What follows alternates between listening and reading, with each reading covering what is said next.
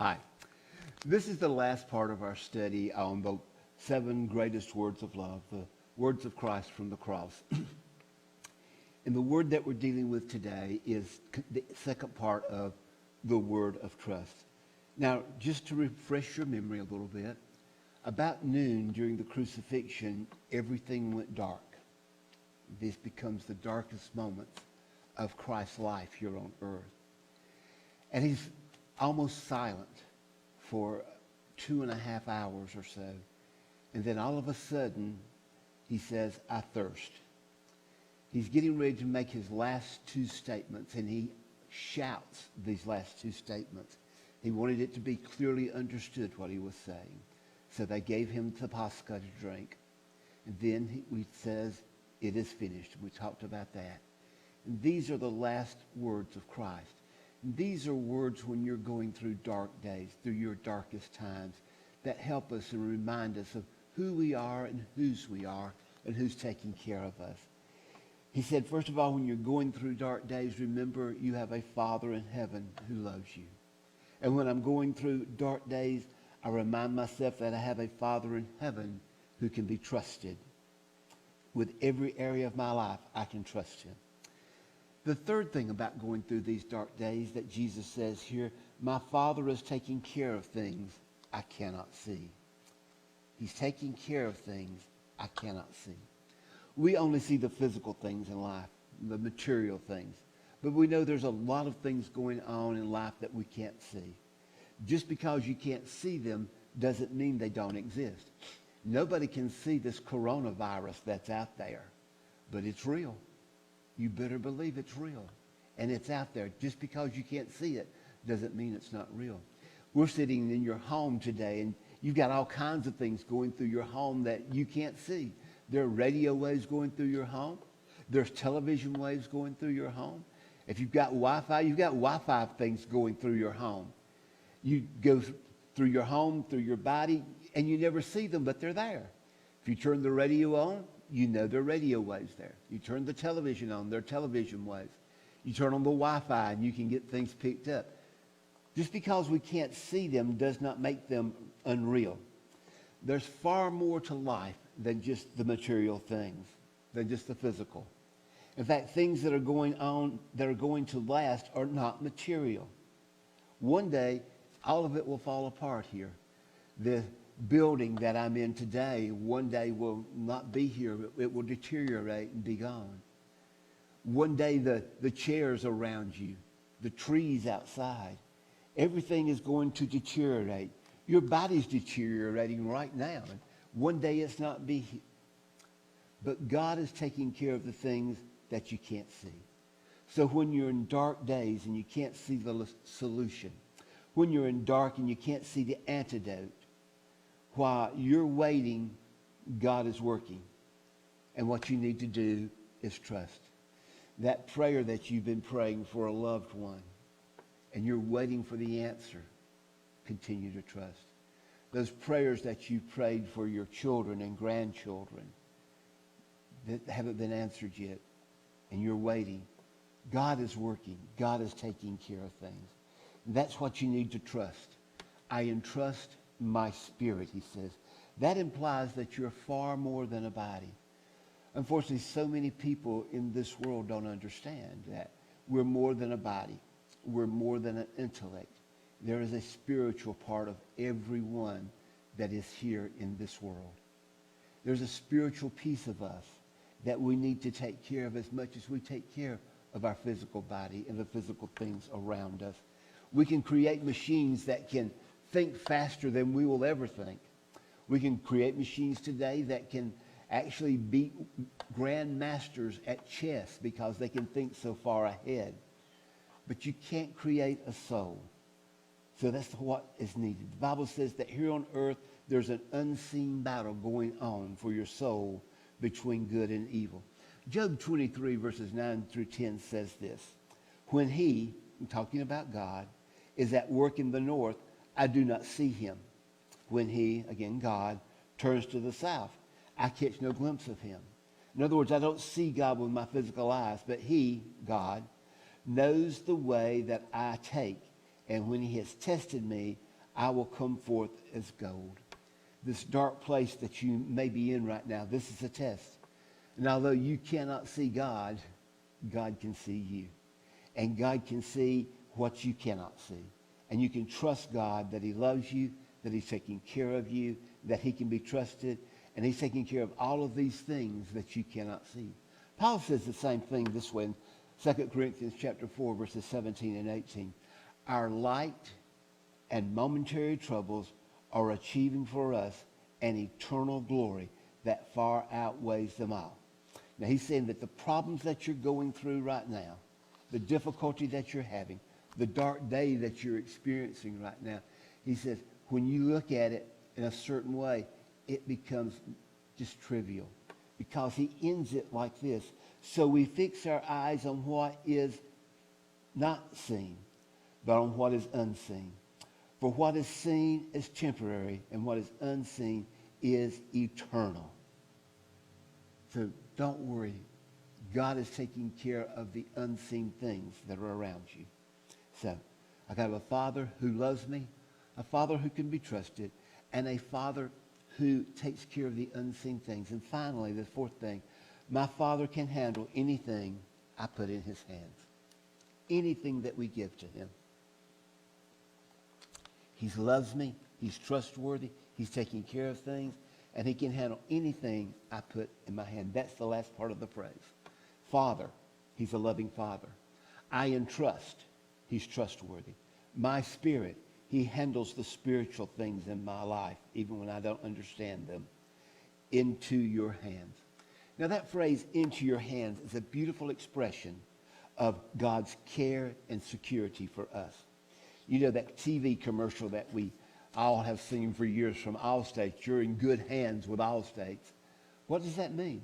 That means that Allstate's going to take care of those needs that you've been paying them for all these years, whether it's your life insurance, your health insurance, your car, your home insurance. They said, we're taking care of you. Don't worry about it. We've got you. Now, I have pretty big hands. I was reading about Joe Borks, who was going to be the number one pick in the upcoming NFL draft. They were worried about his hands might be too small. They want a quarterback's hands in the NFL to be between a 9.5 and a 10-inch span. And Joe's were only a 9-inch span. And so I got thinking about that. And so I measured my span, and it's almost 10 inches. So for the NFL, that's a pretty good-sized hand. But my Heavenly Father has even bigger hands. He's got the whole world in his hands. Maybe somebody should write a song like that. I did a Bible study down in Clearwater several years ago called The Hand of the Lord. And when I was doing that, I discovered that there were over 200 times in the Bible the phrase, the hand of the Lord is used. So I want to end with this with you at this study. How big are God's hands? How big are they? God's hands are big enough to bless me. Jesus often put his hands on people to bless them. We bless people in church by laying on of hands. Sometimes in classes, if somebody's getting ready to go through a surgery or a difficult time in their life, we will put oil on them and anoint them with oil, and then the class will gather around and lay hands on them to bless them for this. Isaiah 62:3 says this, the Lord will hold you in his hands for all to see, a splendid crown in the hands of God. So God's hands are big enough to bless me. God's hands are big enough and strong enough to keep me eternally secure. I put my life in that hand of God. And Jesus said this, John 10:28 and 29. I give them, that's you, eternal life, and they shall never, let that word soak in, never perish. My Father who has given them to me is greater than all, and no one can snatch them out of my Father's hand. Once you give your hand into God's hand, once you give your life into God's hand, you can never lose that salvation. No one can snatch you out of there. And you say, well, you can't be snatched out of God's hands. Maybe you could jump out on your own. You don't even know how big God's hands are. You can't get to the edge of them. You can't reach where we fall off of them. or run out of them because he has you secure. When Sierra was younger and Kel wasn't old enough to want to leave mom and daddy for a week, she'd come up and spend a couple of weeks with us during the summer. Usually one of those weeks was for vacation Bible school. And she would come and go to Bible school in the morning. Then she'd spend the afternoon with me in my office. And I had a little DVD player in there. She could watch a movie or a cartoon on. And she would color and she would do all kinds of little things. And she'd have a palette there in front of my desk and stretch out on that. But we had to go get something to eat. Well, at that point, Sierra only liked to eat two places. One was McDonald's and one was Subway. And so we would alternate them during the week. And the first time on Tuesday that week, we went to the Subway shop in Walmart. Now, Walmart's a pretty busy place here in the villages most of the time. Cars coming in and out all the time. And so the first thing I did when we got out of the van was to grab her by the hand. Now, little kids really don't like to be held by the hand. I don't know if they think that's demeaning or whatever. And when I would first take Sierra's hand, she would struggle. She would holler and scream and shove and try to pull her hand out. But she discovered fairly quickly that she wasn't going to pull her hand out of Grandpa's hand. It was there until I let go. So she would finally settle down, and we would walk through the parking lot. And when we got into Walmart, into the store, I'd let her hand go. I held her hand on the journey until we reached our destination. And that's what is God doing with you today. He's holding you in his hand while you're on the journey. He knows there's going to be some scary parts of the journey. There's going to be some difficult places in the journey. He knows there's going to be times when you don't know which way to turn, but he wants you to know you're in his hand. All during the journey. And that journey continues every day. In our darkest hours, in our darkest places, we're held by his hand. And we will be held by his hand until one day we reach our destination.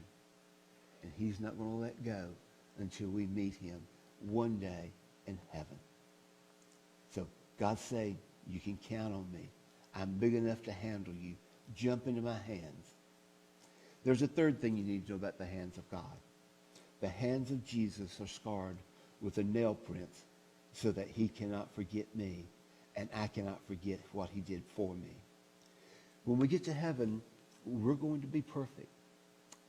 No more achy backs, no more bulky knees, no knee replacements, no hip replacements, no pacemakers, no glasses, no all of these things that keep us in line here in life and kind of make us sad and make it difficult to get around some days.